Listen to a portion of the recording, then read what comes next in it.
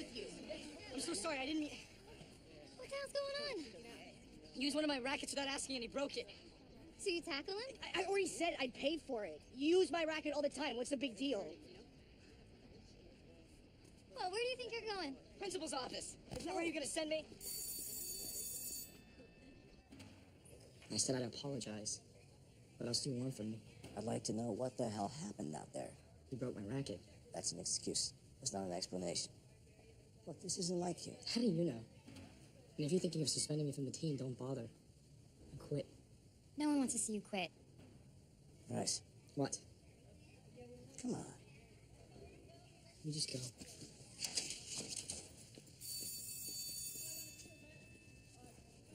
Now, you understand that anger is a typical response for a child who's experienced something as tragic and unjust as losing a parent. Well, he's acting out in other ways. It's missing school, he's dropping grades. How are you handling that? Not well. I'm gonna try and help, and he won't let me in, and, I feel... What? helpless. Has it occurred to you that part of why you're finding it difficult to help your son is because you haven't truly accepted what he's experiencing? Of course I have. Do you believe your wife is dead, Detective Britton?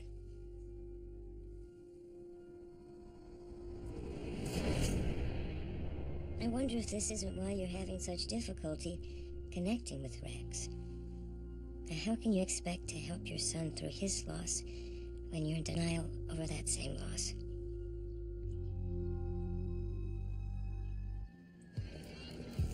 Why is the media so interested in this? Well, Yacht belongs to a couple of guys who own some tech firm up north. One of them's engaged to a famous lingerie model. She and her model friends were on board when the victim drowned. Paparazzi hear someone died next to a celebrity. This is what you get.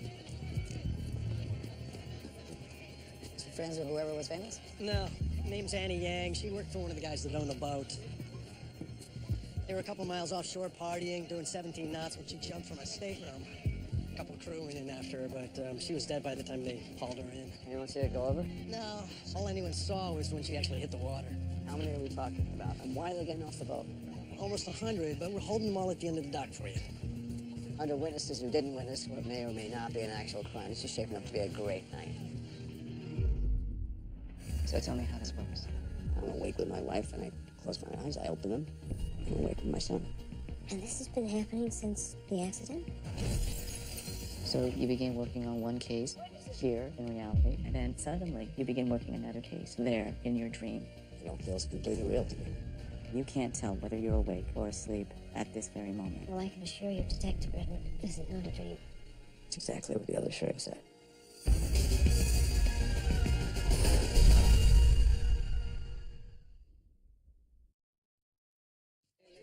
All right, guys, give us the boat, please. Thank you. Oh.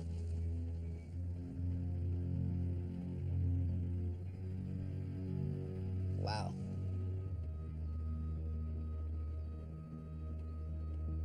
Ugh. Looks like she had trouble keeping everything down.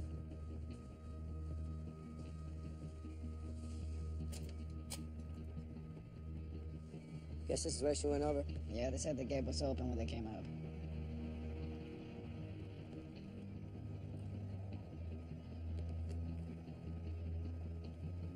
What?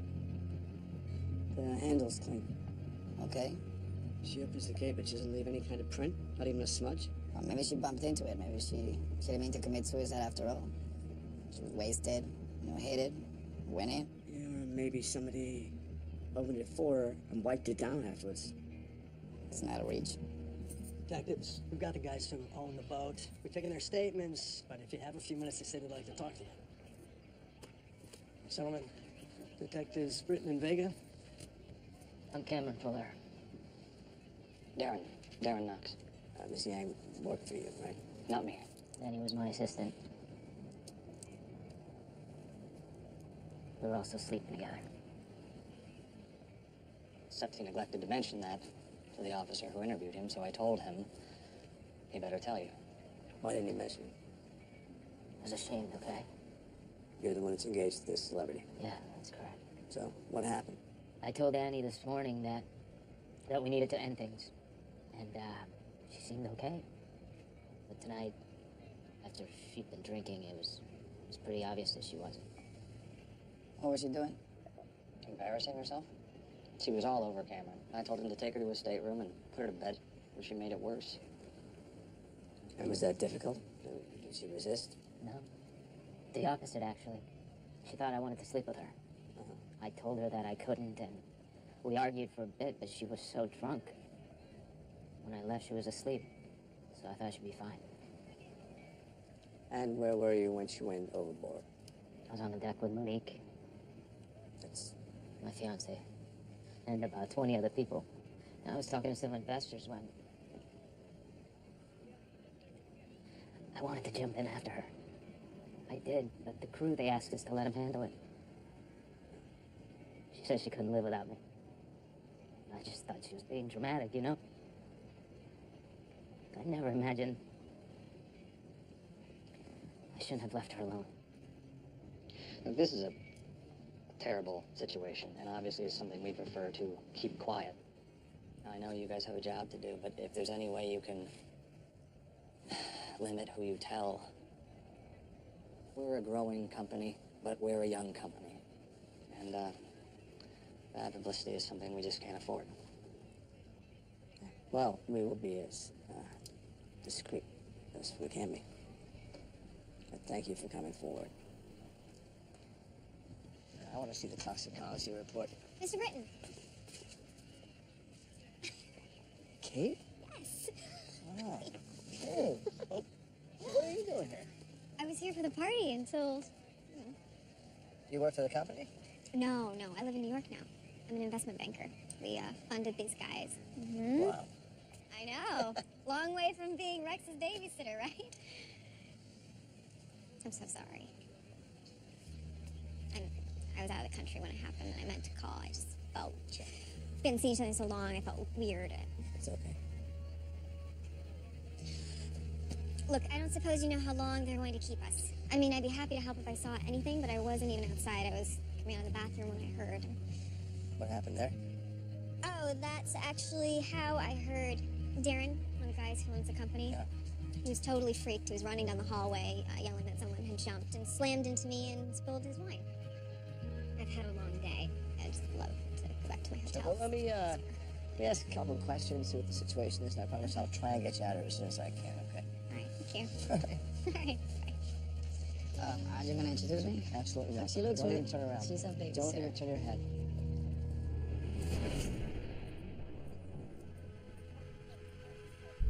Name's Charlie Simmons. He had quite a reputation as a professional partier, drugs, girls, full-time fun. Depends on your idea of fun, I suppose. Can you give us a minute, please? Neighbor said he heard something that sounded like a gunshot, but figured it was just another one of Charlie's parties, so he didn't call it in. Housekeeper came in this morning and found him as such. Looks like he's been pretty much executed. Hey, check out the fingers. Ooh, he's not going to be playing the ukulele in heaven. Charlie definitely had a rough night. Come on, let me show you why.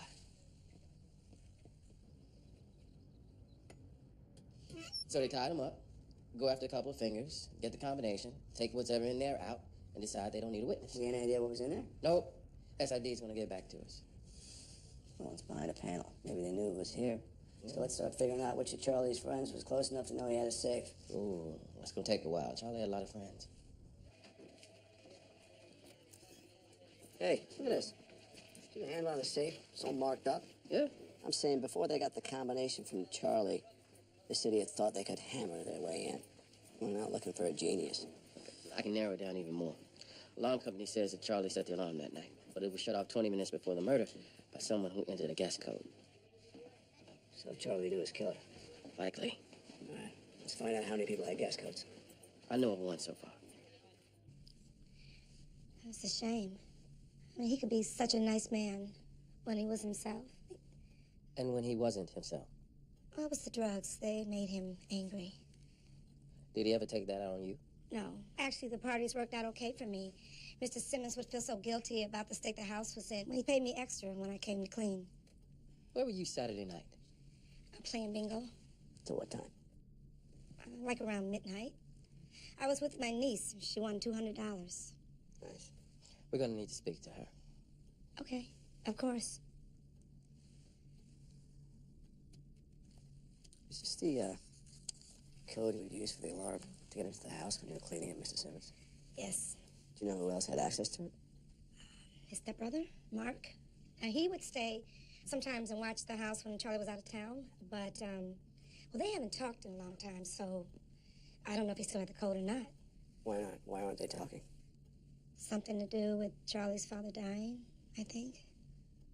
Anybody else you can think of? Girlfriends? Ex-girlfriends? And Amber. Amber. They were not good together. Where would we find this Amber? She's some kind of actress. Lives in Hollywood. Here it is.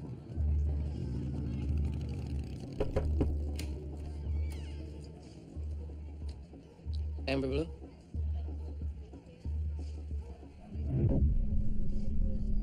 Kate? Kate? What do you want? We're with the LAPD. We need to ask you some questions. What for? Kate. It's me. It's Michael Britton. You used to babysit my son, Rex.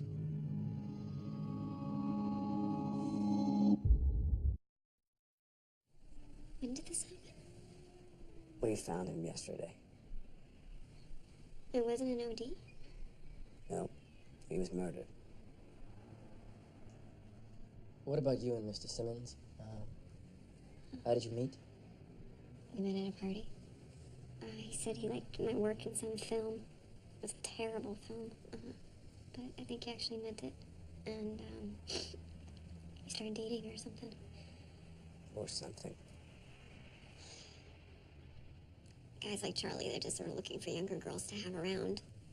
You know, he'd take care of you, he'd buy you nice things. He let me move in. When was this? A little under a year. But he cut me loose about a month ago. What happened? He went to rehab. He dropped out after a week. Well, that was it.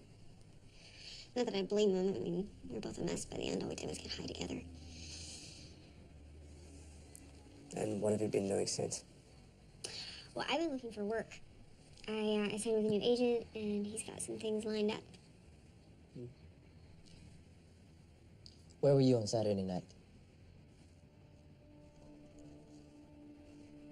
Kate. Kate. Where were you on Saturday night? I was in the ER. I passed out in a club. And the cops didn't know what to do with me, so they took me to the hospital and let me sleep it off. I have the discharge papers if you want them. That'd be great. Sure. Okay.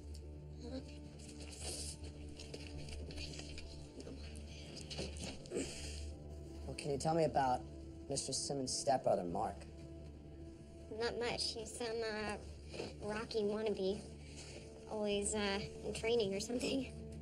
They weren't speaking when Charlie and I started hanging out. He came over once with some papers that Charlie had to sign. He didn't like me very much. Why was that?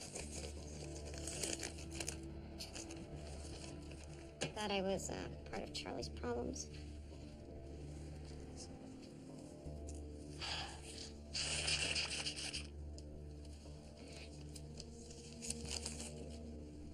Kate, what are you using?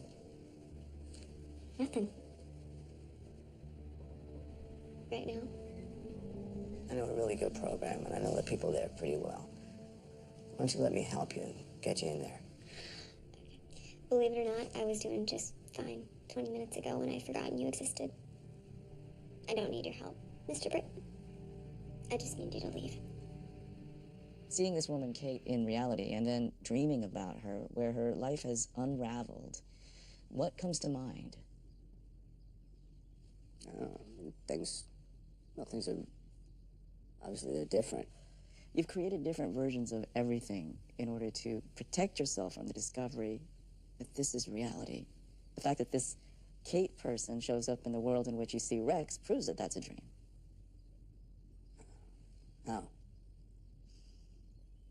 Would you have dreamt of running into someone you haven't seen for 10 years, and then the very next day, she just happens to show up in reality?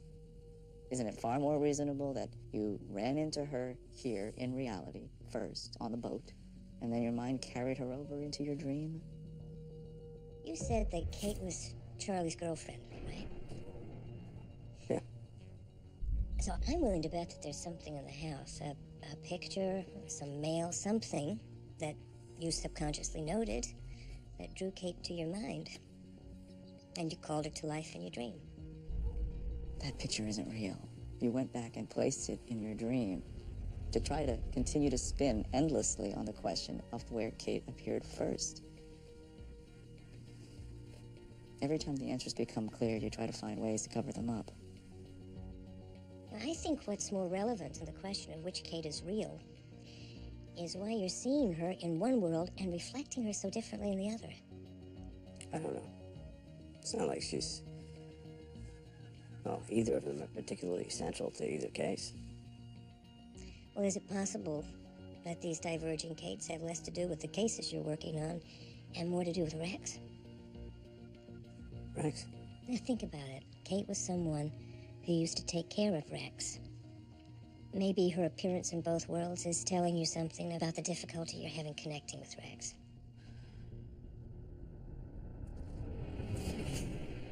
That's what I ran into yesterday. Oh, Kate. babysitter Kate? Yeah. She's like the Rex Whisperer. He loved her. Yeah, he did, didn't he? If Rex had a tantrum or if he was moody, she would make this amazing paper airplane. It could, like, stay in the air for 5 minutes. Rex would stand there and watch it make these wide, lazy loops and forget anything that was bothering him. I'm pretty sure I put one in his scrapbook. Where'd you run into Kate? I took her statement. She was at a party where something happened. I always wondered what happened to Kate. Well, I think she did good. She's some big cheese investment banker in New York now. Good for her. Yeah. I had heard she struggled with the loss of her sister. Her sister died. Yeah, I told you that when it happened. It was awful. It was like some freak surfing accident in Mexico. Wow, I completely forgot. Yeah, she went through a really rough time. Something must have really turned her around.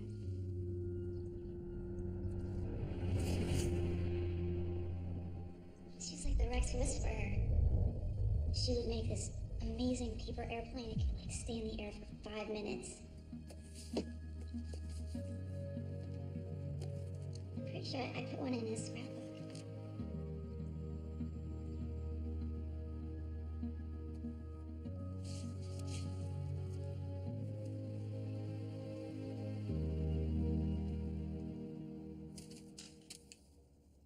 What are you doing? You don't remember this?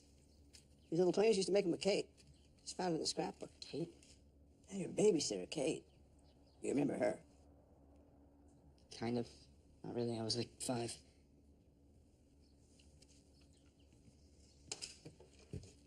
I talked to Cole's parents last night. They called you? No, I called them. It's been 2 days and you haven't apologized to Cole. I will. When? Soon. As soon as you can. Dad, I have a Spanish test first period, and you've been telling me to get my grade up. So can we not do this now?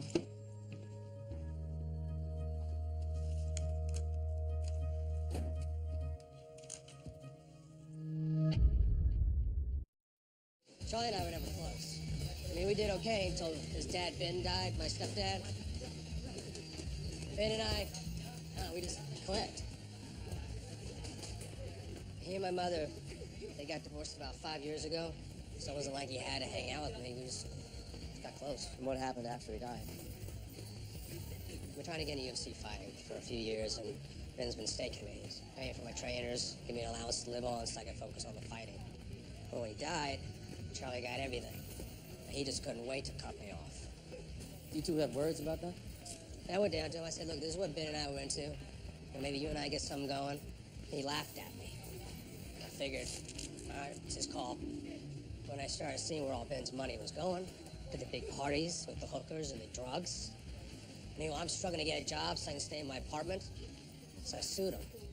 And how did that go? Got dropped.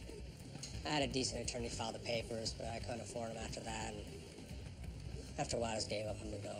And when was all this? Maybe 2 months ago. Saturday night. Where were you? I was here training out of actually, and explaining why. Did anybody confirm that you were here? No, I was here training by myself. All right, thanks. As the DA just went through the father's will. Victim was next in line. In the event that anything happened to him, guess where the assets go? So Mr. MMA himself, Mark Hudson. Exactly. So he kills his stepbrother, tries to make it look like an amateur robbery, hence the hammer marks on the safe handle, and he's all set. We go search his place? He's got a brain in his head, and he's got him rid of the gun by now. We find a fingerprint or fiber at the house. They say it's from a previous visit.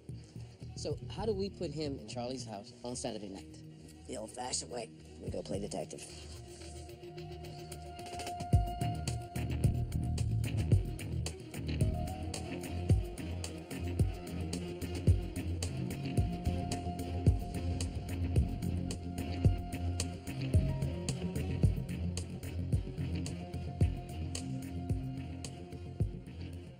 So, how's it going with Rex? I don't know. I can't get a word out of him. Can't even get an opening. Don't you find that ironic? I mean, here you are, this big-time detective. You can get killers to turn, but you can't get 2 words from your own kid. What is it? We're with the LAPD. We'd like to ask you some questions about an incident at your neighbor's, Charlie Simmons. I already told the officers I didn't hear or see anything unusual. We're following up on information about a particular individual and a vehicle that we think may have been in the neighborhood that night. We could have a couple of minutes, please, sir. Hold the pictures up to the camera. I can tell you in 2 seconds. There you go. Nope, sorry, didn't see either. Is that it? Think that thing can see the street from here? Yeah. Sir, is your camera linked to any kind of recording device? Yeah, why? Open up, please, so we got a warrant. Your security system just became evidence in a murder investigation.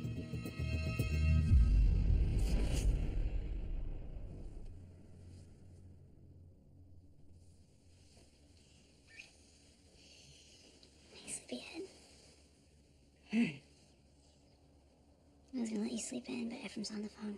He said he'd want me to wake you up. Thanks. I'm making French toast. Hey, what's up? Thanks, Cold. Said we got the blood work back on our jumper. Thought we could meet over there? All right, I'll call you when I'm on my way. All right. We found a pretty large amount of a benzodiazepine in her blood, along with the alcohol, probably something like alprazolam. Medical records show she had a prescription. So Cameron tells her the affair is off. Because? Because he realizes he's engaged to a lingerie model. She gets drunk, eats a bottle of her pills, and jumps in the ocean. Sounds pretty suicidal to me. Yeah. Well, with everything floating through her system, my guess is she would have been sluggish enough to drown in a kiddie pool. So, we're calling it? We recovered her phone, right? It was in her purse? Yeah, we went through it, but nothing jumped out. Let's go through it again. Why? Because something should have jumped out. Great, thanks. I'll call you if I have any more questions. No, you were very helpful.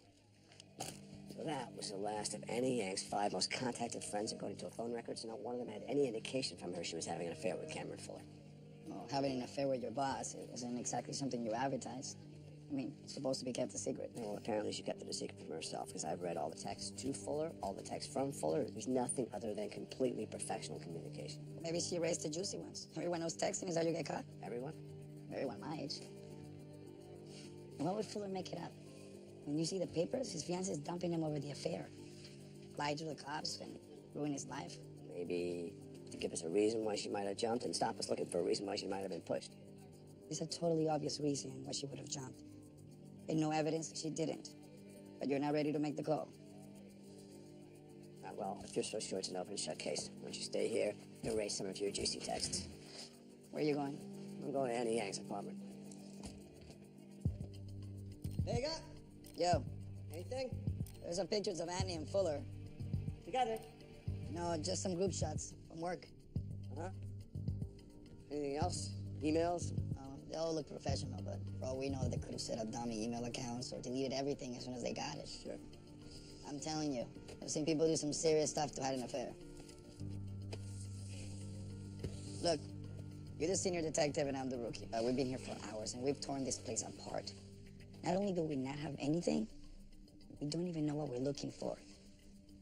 So don't take this the wrong way, but how much longer do we do this?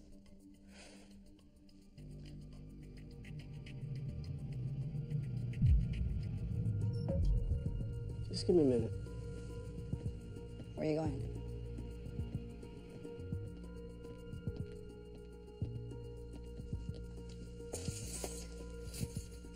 What are you looking for? I have no idea.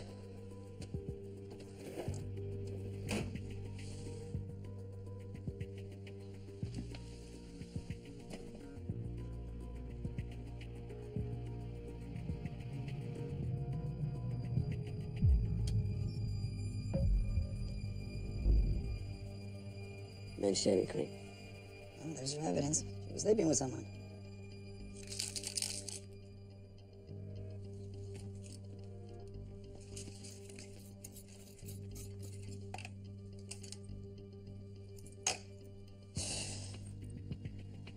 A safety deposit key. All right. Let's get another warrant.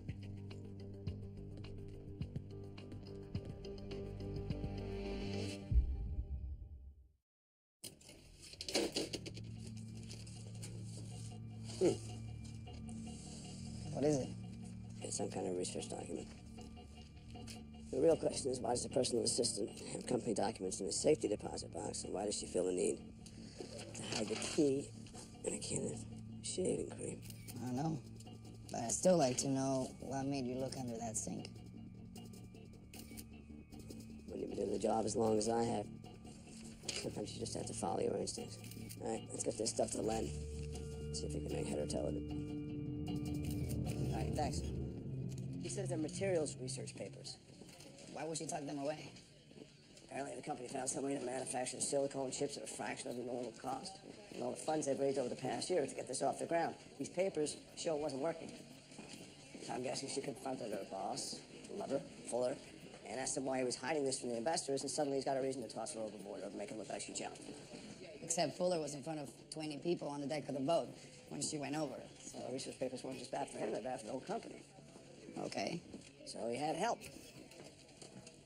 You recognize that woman? She's one of our bankers, Kate something. Kate Porter? Right.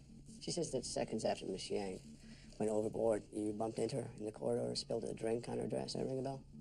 I don't know. I mean, I remember yelling, someone had jumped. I was panicked. Do you remember what the drink was? No, I honestly don't. Because we had the stain tested. It was red wine. With traces of a benzodiazepine called alprazolam. Which is exactly what the toxicology report said was found in Miss Yang's system when they fished her out of the water. Even if you could prove my client was carrying that drink, so what? You could have picked it up anywhere. Even if you could prove he gave it to her, you could have been trying to calm her down. Right. It sounds likely, doesn't it? I got your partner in the other room, and he knows what you did up in that stateroom while he was part of making up the whole story with you and putting on that wonderful performance on the night. If you think that he's going to keep quiet, take the rap, rather than save himself, then you keep hiding behind this slick-talking young man here. But if you want to trade the truth for any kind of leniency, Darren, now's your time.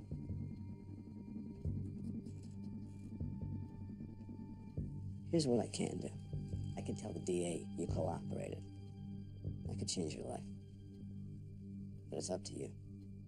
You help us close this case, tell the truth, tell us what we need to hear, and maybe you might end up in a minimum security facility.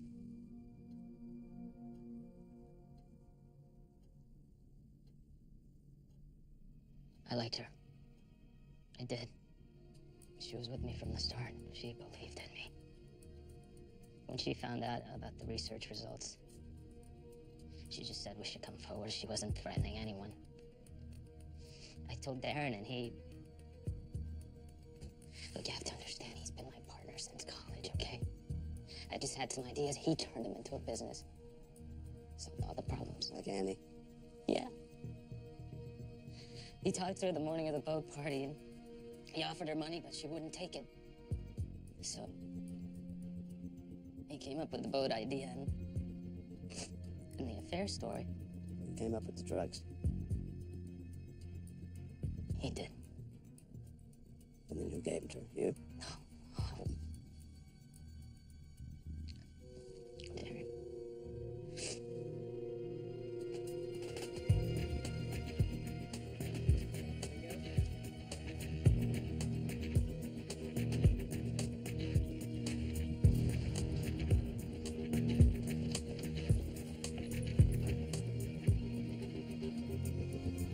They combed the security footage on the block for the 6 hours before and after the murder. Mark Hudson's truck, never showed up. But I did find a car that I thought just didn't look right in the neighborhood. Well, people who live in these big homes, they hire a lot of help. Except the timing in and out of the neighborhood matches the murder exactly. Do we run the plate? Yeah, it belongs to Catherine Porter. Kate.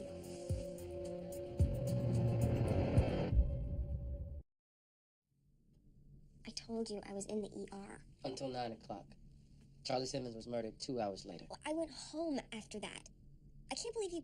Mr. Britton, tell him that I didn't do this, please. You're telling me you didn't go to Charlie's house that night? No. You sure about that? I think I know where I was. Okay. Then help me out here. Because that must be your car driving itself.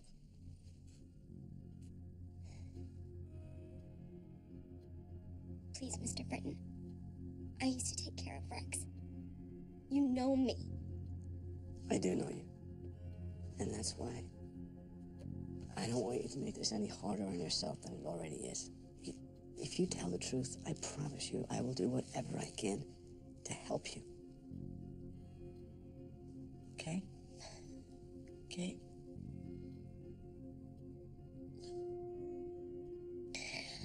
It wasn't supposed to happen like this. Liam was just good. He was just supposed to take the money. Who's Liam? Liam's probably some guy I know who knows some other guys. What kind of guy? Is he a dealer? I was broke and I hadn't had a hit in like a week. And I thought I was losing my mind, and I knew that Charlie kept a lot of cash in his house. So I gave Liam the alarm code. But I swear, he said he was just gonna go in and scare Charlie and get him to open the safe.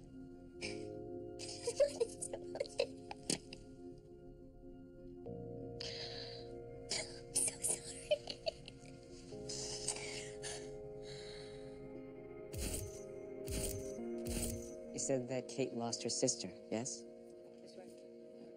Yeah. She drowned.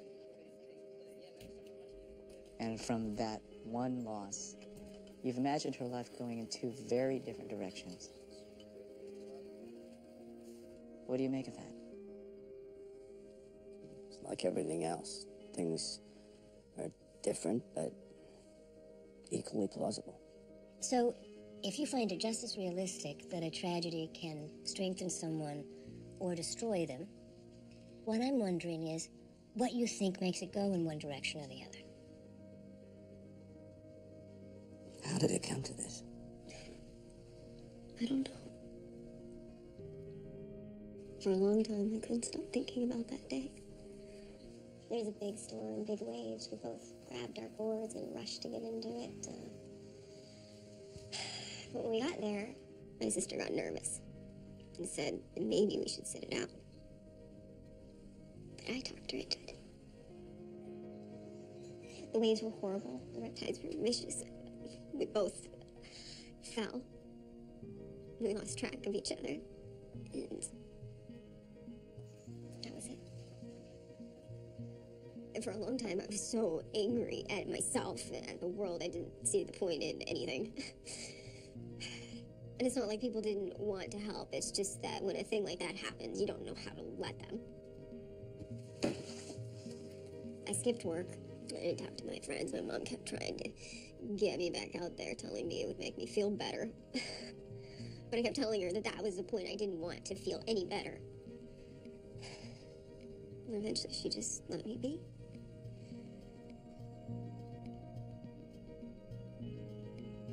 After that, I started finding my own ways to deal with the pain. She just wouldn't let me be. And I don't know how my mom did it. I mean, she was just as sad and hurt as I was. Somehow she had the strength to not only stay on her feet, but to get me back on mine. And she must have tried 1,000 times to get me back into my life, and I just kept saying no. I guess I'm lucky that she was willing to try 1,001.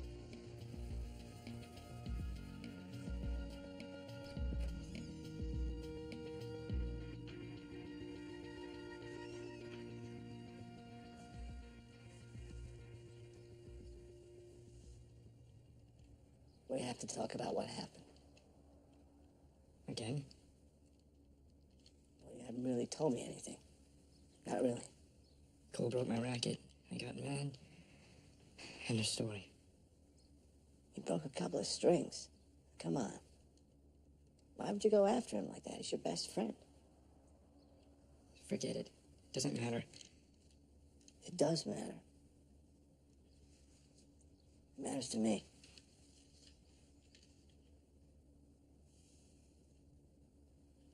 Look. Hey. I know you're going through a lot. And I know it isn't easy for you. I get that. And I don't expect you to tell me every little thing that's going through your head. But you have to talk to me because I'm all you've got. And I'm not going anywhere. I'm right here. I'm your father. And I love you. Cole shouldn't have used my racket. He says he'll fix it. He can't fix it. Why not? Because it was Mom's.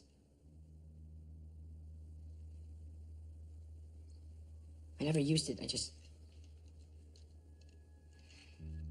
I like to keep it in my bag. It made me feel like something.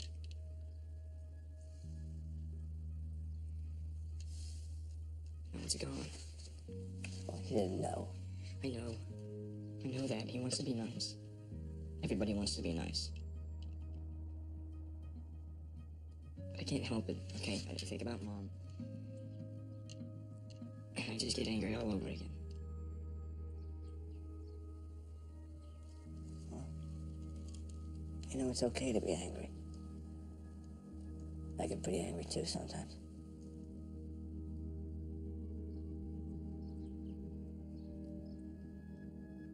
S01E04.